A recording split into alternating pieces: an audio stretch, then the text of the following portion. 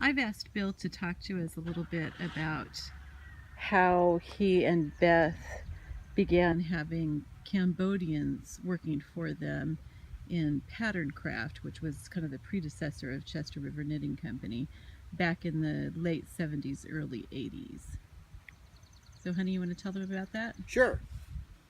Um, we were gearing up to do a whole bunch of machine knitting, and that is knitting on hand operated knitting machines.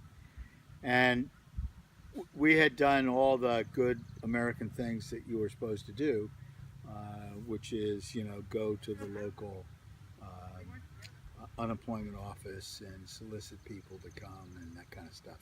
And they did. They came. And what were you asking people to do? To knit. Okay, using the machines. Using the knitting machines. Yeah. And there wasn't anybody of the prospective workers who were the least bit interested. And they didn't have to know how to knit, right? No. We were prepared to teach them. I mean, it's not something that it's not a skill that you have, okay, that you're born with. And so one day, one of the young women who worked with us came in and said that her church was sponsoring a Cambodian family to come to the area, and one of the things that the sponsors were required to do was to find them a job. And so Sally, our employee's name, said, "Would we be willing to hire them?" And I said, "Well, sure.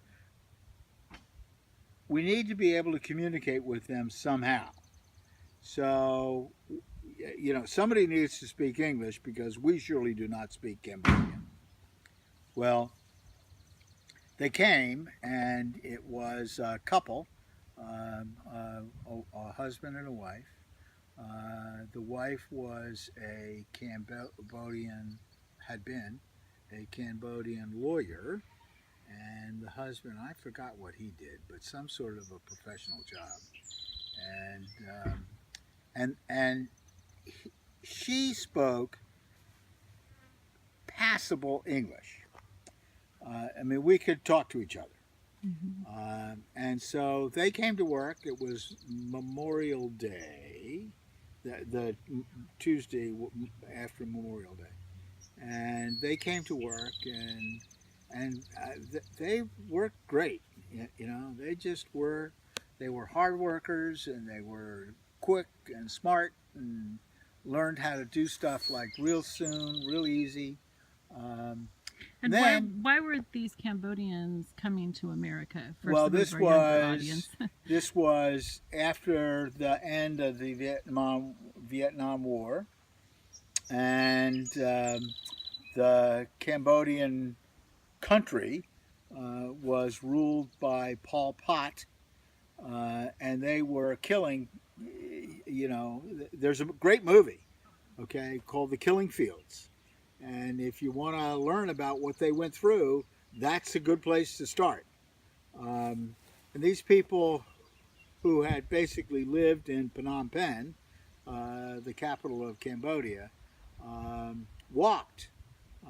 Whole families, little kids, big kids, husbands, wives, fathers, grandfathers, whatever, grandmothers, walked from all the way up the Mekong River around the top of Tonle Sap, which is a huge, very shallow lake in the central part of Cambodia, and then into Thailand. And they got into Thailand, and the Catholic Charities started to get them brought over to this country. we're talking about Cambodians from all different walks of life. I Oh, mean, yeah. you mentioned that this woman was a lawyer. Uh-huh. So this is huge upheaval for these people, and just having to change every single thing in their life, just unimaginable.